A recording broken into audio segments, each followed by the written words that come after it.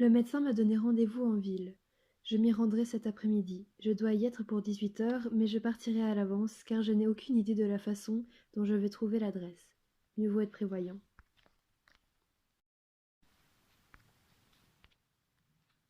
Je me suis enfouie.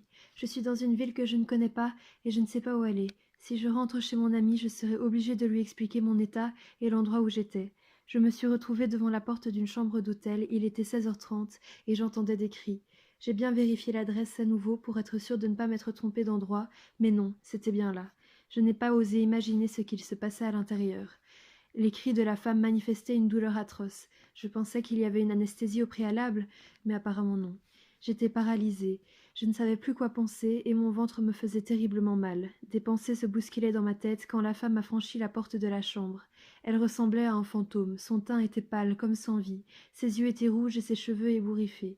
Je n'ai pas pu m'empêcher de la voir, une tache de sang imprimée sur une grande surface de sa robe, autour de ses parties intimes. Ma tête m'a ordonné de partir, vite, et de ne pas me retourner. J'ai couru jusqu'ici dans une petite ruelle inconnue. Je suis fatiguée. Je ne pense pas pouvoir aller bien loin.